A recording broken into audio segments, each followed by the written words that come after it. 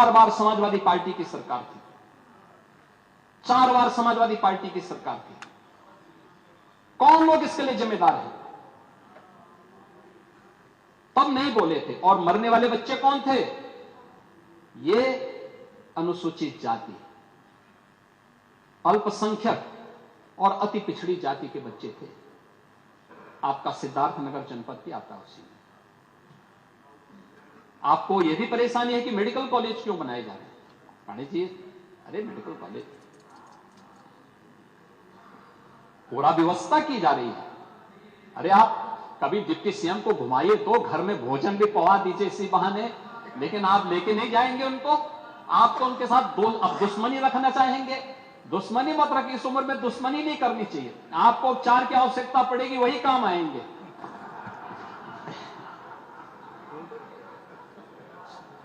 Super speciality की सुविधा वही दे पाएंगे।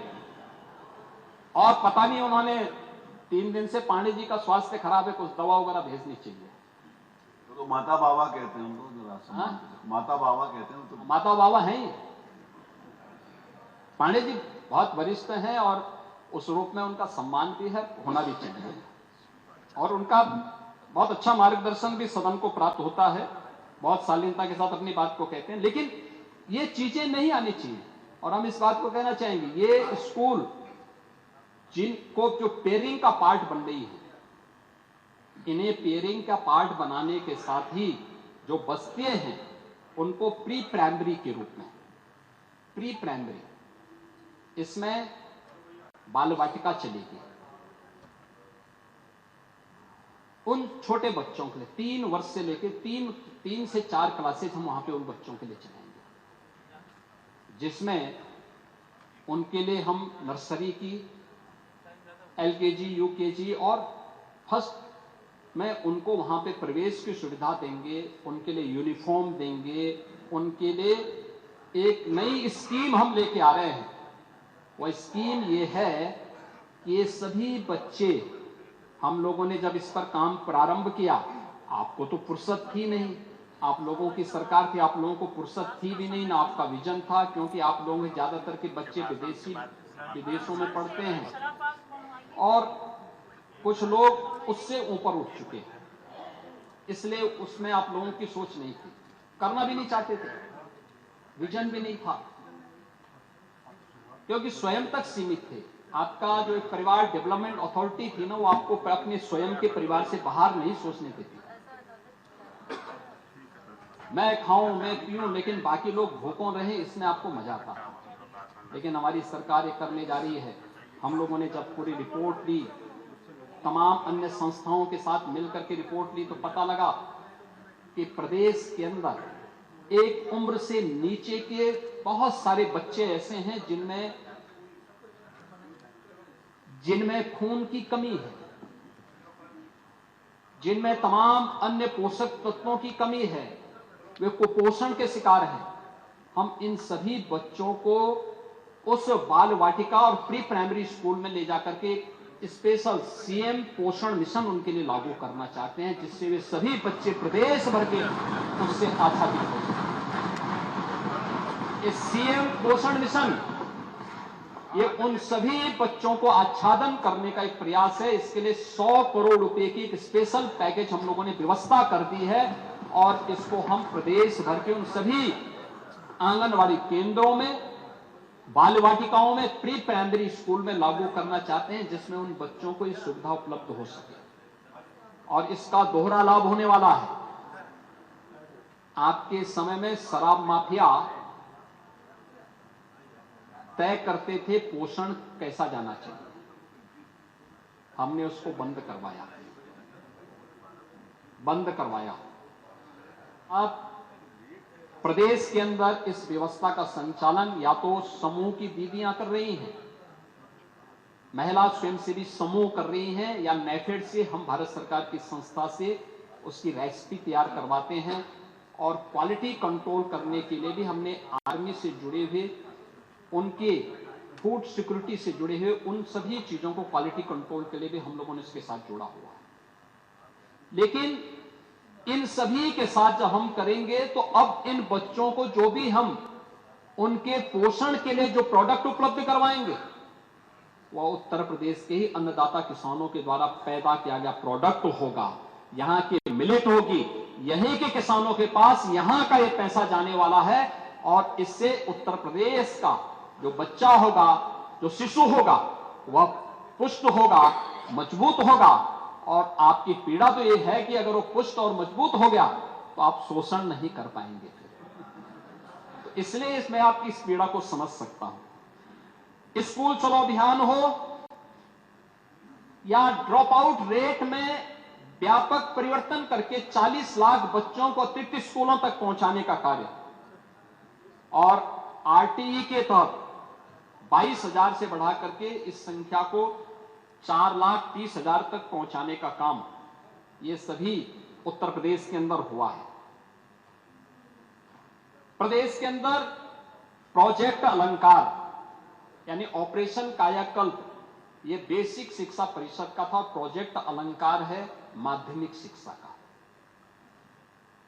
हम लोगों ने तय किया कि 75 वर्ष पुराना कोई भी इंटर कॉलेज जो गवर्नमेंट के द्वारा संचालित है या निजी प्रबंधन के द्वारा संचालित है, गवर्नमेंट का है तो उसको पूरी तरह सरकार बनाएगी, निजी प्रबंधन का है और वह 75 वर्ष पुराना है, गवर्नमेंट एडेड है, तो उस पे सरकार 75% पैसा सरकार देगी, 25% पैसा प्रबंधन तय करेगा।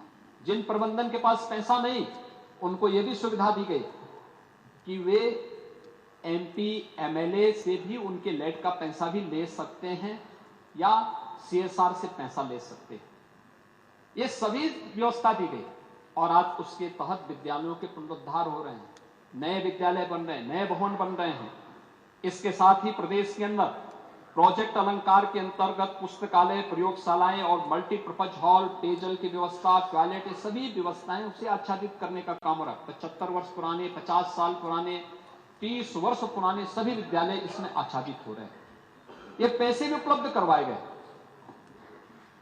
टाटा टेक्नोलॉजीज के साथ मिलकर के 150 राजकीय आईटीआई को न्यू एज टेक्नोलॉजीज के साथ जोड़ा गया, आर्टिफिशियल इंटेलिजेंस के साथ जोड़ा गया, रोबोटिक टेक्नोलॉजी के साथ जोड़ा गया, स्पेस टेक्नोलॉजी के साथ जोड़ा गया है। ये सभी ड्रोन टेक्नोलॉजीज के साथ जोड़ने का कार्य हुआ है और अभी 62 अतिरिक्त आईटीआई को भी हम लोग उसके साथ जोड़ रहे हैं।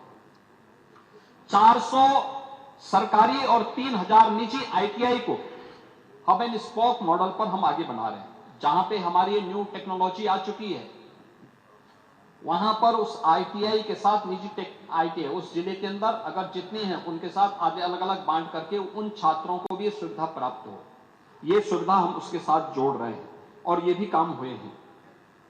71 नए राजकीय कॉलेज प्रदेश के अंदर बने। कल हमारे उच्च शिक्षा मंत्री उपाध्याय जी भी यहां भी बता रहे थे। आज प्रदेश के अंदर 24 राज्य विश्वविद्यालय हैं और 49 निजी विश्वविद्यालय। हर मंडल में एक विश्वविद्यालय की स्थापना हो चुकी है। हर मंडल में एक विश्वविद्यालय, मुरादाबाद में भी, सहारनपुर में भी, अलीगढ़ में भी, देवीपाटन मंडल में भी, आजमगढ़ मंडल में भी। आजमगढ़ आपको बार बार चुनाव जिताता रहा लेकिन कभी विश्वविद्यालय नहीं बना पाए क्योंकि शिक्षा से तो आपका बैर है। मिर्जापुर मंडल में भी ये सब बन चुके हैं, सारे विश्वविद्यालय संचालित भी हो चुके हैं, हो रहे हैं। और यही नहीं, नेक के मूल्यांकन में 95 से 118 ये व्यवस्था हुई है और एनआईआरएफ में 67 संस्थान को एक रैंकिंग प्राप्त हुई है। और स्वामी विवेकानंद डिजिटल सक्षम स्कीम के अंतर्गत प्रदेश ने अब तक 50 लाख युवाओं को टैबलेट और स्मार्टफोन भी वितरण करने का काम किया है। आप बेरोजगारी की बात कर रहे थे महोदय। बेरोजगारी सरकारी भर्तियों में 2017 के पहले की क्या स्थिति थी?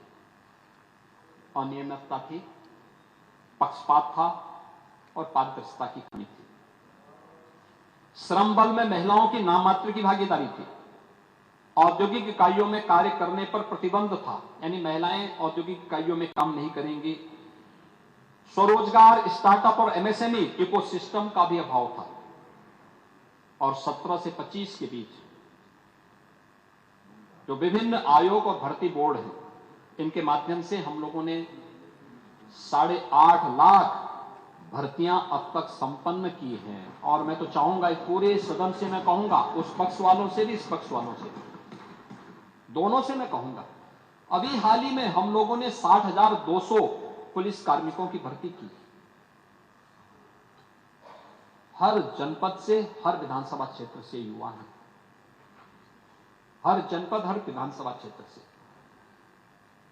याद करिए 2017 के पहले उत्तर प्रदेश में ट्रेनिंग की क्षमता कितनी थी? 3,000। आज हम 60,000 ट्रेनिंग एक साथ करवा रहे हैं प्रदेश में, एक साथ। ये क्षमता विकसित की गई है। ये है नए यूपी की क्षमता। 3,000 से बढ़कर के 60,000 ट्रेनिंग एक साथ हो रही है।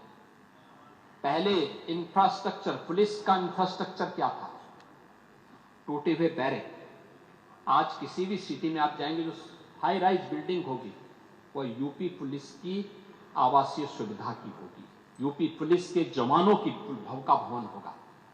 आज यूपी के अंदर जो सबसे चैलेंजिंग सेक्टर है हमारे सामने, वो साइबर क्राइम का है। Cyber crime. पहले एक थाना था गौतम बुद्ध नगर में, फिर लखनऊ में दूसरा खुला। आज सभी 75 जनपदों में एक एक थाना सक्रिय हो चुका है। अब एक साइबर मुख्यालय बनाने की कार्रवाई हम प्रदेश के अंदर तैयार कर रहे हैं, जहां के माध्यम से साइबर अपराध को पूरी तरह रोकने में प्रदेश सरकार कार्य करेगी। और 1547 जितने भी थाने प्रदेश में हैं, इन सभी थानों में एक साइबर हेल्प डेस्क की स्थापना भी प्रदेश सरकार कर चुकी है। प्रदेश के अंदर महिला श्रम बल, यानी जो 8.5 लाख भर्तियां हुई, इनमें 1,75,000 केवल महिलाएं हैं। महिला श्रम बल 17 के पहले इनकी भागीदारी 13.5% थी। आप लोग तो वैसे भी घोषित रूप से महिला विरोधी है। देख सपाई बिटिया घबराई, आपके लिए तो पहले से ही ये चीजें जो है। 2017 के पहले महिलाओं की भागीदारी 13.5% थी। आज ये 24 में बढ़कर के 35% हुई है। 35% हुई है। 40,000 महिला वीसी सखी के रूप में काम करी। उसी गांव की बेटी, उसी गांव की बहू उस गांव के अंदर बैंकिंग की सुविधा का काम कर रही है। ग्राम सचिवालय के माध्यम से उन्हें जोड़ा गया है। बेरोजगारी की दर जो आपके समय में 19% थी, आप घट करके वह 3% रह गई है। 3%। सीएम युवा के रूप में एक नई स्कीम हम लेकर के आए, सीएम युवा उद्यमी स्कीम। कोई भी यूपी का युवा, इसमें भी कोई पिक एंड चूज नहीं है। वे लोग आरोप करते हैं साहब हिंदू मुस्लिम का भेदभाव कर रहे हैं। हिंदू मुस्लिम का कोई भेदभाव नहीं है। हमारे लिए यूपी का कोई भी हस्तशिल्पी, यूपी का कोई कारीगर, यूपी का कोई युवा जिसको भारतीय होने में, जिसको उत्तर प्रदेश का वासी होने में गौरव की अनुभूति होती है, भारत के महापुरुषों पर विश्वास करता है, उसके उत्थान के लिए सरकार उसके साथ कदम से कदम मिलाकर के चलने को तैयार है। और सीएम युवा उद्यमी स्कीम में भी हम लोगों ने ही लागू की। ये स्कीम उनकी ट्रेनिंग कराना, पहले स्क्रीनिंग, उनकी ट्रेनिंग, पहले चरण में 5 लाख रुपए का ब्याज मुक्त और गारंटी मुक्त ऋण, 10% का मार्जिन मनी भी सरकार दे रही है उस युवा को। बाकी मूलधन अगर उसने ससमय वापस किया बैंक को, तो अगले चरण में 7.5 लाख रुपए की उसको सुविधा दी जा रही है। तीसरे चरण में 10 लाख रुपए तक की सुविधा उन्हें उपलब्ध करवानी जा रही है। इस सीएम युवा की स्कीम 70,000 युवा अब तक इस योजना का लाभ उत्तर प्रदेश के अंदर प्राप्त कर चुके हैं। मान्यवर, अब तक यूपी में एमएसएमई सेक्टर में जो सरकार के द्वारा थोड़ा सा पुशअप किया गया, परिणाम क्या था? आज उत्तर प्रदेश में 1,65,00,000 से अधिक युवाओं को उन सभी सेक्टर्स में काम करने का अवसर प्राप्त हुआ। 7,200 स्टार्टअप और 50 इंक्यूबेटर सक्रिय रूप से आज उत्तर प्रदेश के अंदर काम कर रहे हैं। और प्रदेश ने इस दिशा में जो कार्य किए हैं, यह एक बेहतर सुविधा को उत्तर प्रदेश के अंदर आगे बढ़ाता है। स्वास्थ्य के क्षेत्र में भी उत्तर प्रदेश ने एक लंबी छलांग लगाई। मैं कल सुन रहा था, हमारे इस ओर के ही माननीय सदस्य बोल रहे थे कि आजादी के समय केवल 2 मेडिकल कॉलेज थे। 1947 से लेकर के 2017 तक पहुंचते पहुंचते इनकी संख्या 40 हुई, यानी 70 वर्ष लगे इन्हें 40 होने में, और 8 वर्ष में 40 नए मेडिकल कॉलेज बने हैं। इनकी संख्या अब 80 से ज्यादा हो गई है। 2 एम्स बने हैं, एक गोरखपुर और दूसरा रायबरेली। 15 यानी एमएमआर 201 था, 1947 से 17 के बीच। संस्थागत प्रसव यह 67.8% था, और टीकाकरण का जो राष्ट्रीय औसत से भी ये 17.58% कम था। प्रदेश के 27 से 28 जनपद ऐसे थे जो इंसेफ्लाइटिस से, एक्यूट इंसेफ्लाइटिस से, जापानी इंसेफ्लाइटिस पूरी तरह प्रभावित थे। और महोदय, आज प्रदेश के अंदर सरकारी मेडिकल कॉलेजेस में जो सीटें हुई हैं 5,250 ये सरकारी मेडिकल कॉलेज में, और निजी मेडिकल कॉलेज में यह 6,550 पीपीपी मोड पर संचालित 350 सीट्स ये एमबीबीएस में आज प्रदेश के अंदर हुई हैं। 31 नर्सिंग कॉलेजेज भी प्रदेश के अंदर संचालित हुए हैं। आयुष्मान कार्ड आपके समय में नहीं था, आपका विजन भी नहीं था, क्योंकि गरीब आपके एजेंडे का हिस्सा कभी नहीं रहा, कभी नहीं रहा। वंचित, दलित, गरीब, ये कभी आपके, किसान, महिलाएं आपके एजेंडे के हिस्से कभी नहीं थे। लेकिन आप देख रहे हैं के न्यूज, खबरों का सारथी। ये अंतिम चरणों में हमारा वहां पे चल रहा है। अमृत 1 के अंतर्गत ये भारत सरकार के सहयोग से 10,273 करोड़ रुपए की 328 परियोजनाओं में को लागू किया गया था, जिसमें 9,21,000 जल कनेक्शन उपलब्ध करवाए गए थे। 8,77,000 सीवर कनेक्शन उपलब्ध कराए गए थे, और 423 एकड़ हरित क्षेत्र भी बढ़ाया गया था।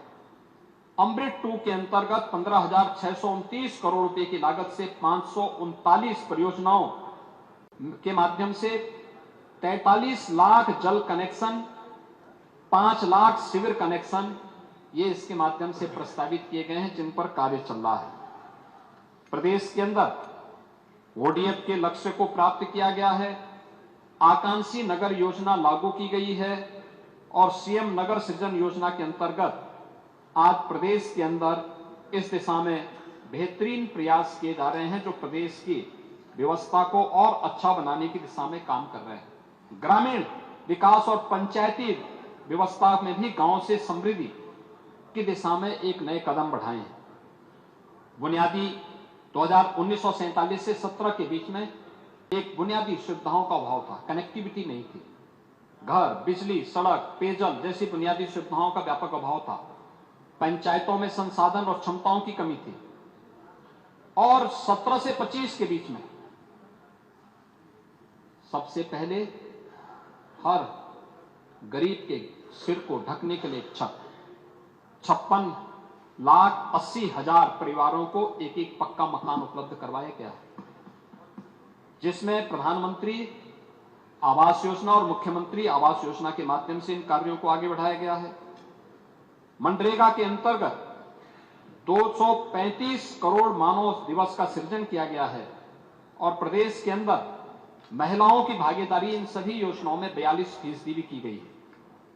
इसके अलावा रोजगार और आजीविका के लिए भी 98 लाख से अधिक परिवारों को एसएचजी से 2,500 10 उचित मूल्य की दुकानें एसएचजी के माध्यम से प्रदेश के अंदर संचालित हैं। ग्रामीण क्षेत्र में 165 विकासखंड मुख्यालयों को 2 लेन की सड़कों से जोड़ा गया। 1385 किलोमीटर की सड़कें निर्मित की गई और इसके साथ ही प्रदेश के अंदर ग्रामीण क्षेत्र के अंदर 25,000 किलोमीटर की एक बेहतरीन नेटवर्किंग भी इन सड़कों को करने का कार्य किया गया और जल संरक्षण के लिए अमृत सरोवर, हर ग्राम पंचायत में अमृत सरोवर के निर्माण के कार्यक्रम को आगे बढ़ाया गया। प्रदेश के अंदर ग्राम सचिवालय हर गांव में गांव के लोगों को गांव के अंदर ये सुविधाएं प्राप्त हो, यह भी उपलब्ध कराया गया है और किसी भी आपदा से निपटने के लिए आपदा मित्र भी आज गांव के अंदर तैनात किए जा रहे हैं। महोदय, गरीबी उन्मूलन और सामाजिक सुरक्षा के लिए भी अगर आप देखेंगे 47 से 17 के बीच असमान पहुंच और सीमित कवरेज था। कल्याणकारी योजनाओं का लाभ पात्र लोगों को नहीं प्राप्त होता था, लेकिन 17 से 25 के बीच में जो नियोजित प्रयास हुए, आज नीति आयोग भी इस बात को स्वीकार करता है कि 6 करोड़ लोग उत्तर प्रदेश के अंदर गरीबी रेखा से उभरे हैं और जीरो पॉवर्टी अभियान के तहत सरकार एक बड़े कार्यक्रम को आगे बढ़ाने जा रही है।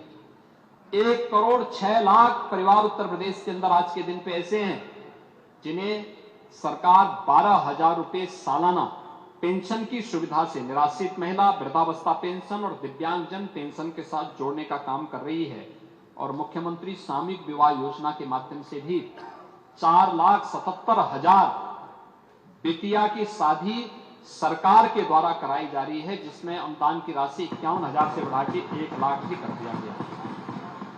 15 करोड़ लोगों को खाद्यान्न की सुविधा, पीएम उज्ज्वला में 1 करोड़ 86 लाख परिवारों को गैस के फ्री में कनेक्शन के साथ ही होली और दीपावली में मुफ्त सिलेंडर की सुविधा, अन्नपूर्णा भवन गांव के स्वावलंबन और आत्मनिर्भर होने की दिशा में एक नया प्रयास, 9 करोड़ 52 लाख परिवारों को जनधन अकाउंट खोलना, ये सभी व्यवस्थाएं आज प्रदेश के अंदर इस व्यवस्था को गरीबी में यह कमी और सामाजिक सुरक्षा कवरेज की व्यापकता को दर्शाती है और लाभार्थियों तक योजनाओं को समयबद्ध ढंग से और पारदर्शी तरीके से पहुंचाने की सरकार की मंशा को भी सबके सामने प्रस्तुत करती है। सामूहिक विवाह, पेंशन, अन्नपूर्णा भवन, one nation one ration card जैसे नीतियां समाज में जो सबसे कमजोर तबके का व्यक्ति है उसके गरिमापूर्ण जीवन को आगे बढ़ाने का एक माध्यम है। सरकार के द्वारा ऐसे पर्यटन और विरासत की संरक्षण के लिए सरकार ने जो कार्य किए, ये केवल एक विरासत का संरक्षण मात्र नहीं था, रोजगार के संरक्षण के लिए था। 1947 से 2017 के बीच राज्य में राष्ट्रीय पर्यटन में हिस्सेदारी प्रदेश में जो थी वह अगर आप देखेंगे तो उत्तर 16 में घट करके केवल 13.1% थी और 17 से 25 के बीच में अगर आप देखेंगे तो यह उत्तर प्रदेश ने आज 16 में केवल 21 करोड़ पर्यटक यूपी में आए थे। 2024 में 66.9 यानी 66 करोड़ 90 लाख पर्यटक उत्तर प्रदेश में आए और आज उत्तर प्रदेश की हिस्सेदारी यह बढ़कर के 19% से अधिक हुई है। महाकुंभ में अकेले ही 66 करोड़ श्रद्धालु अकेले महाकुंभ का हिस्सा बने थे।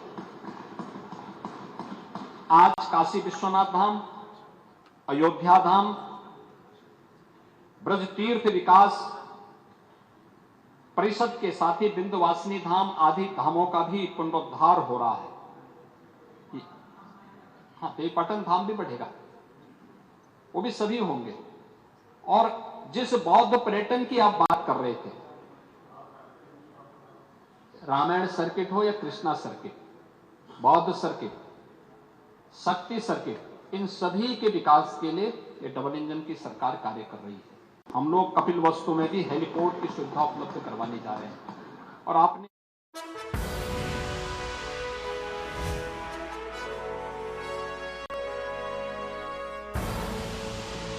देख रहे हैं के न्यूज, खबरों का सारथी।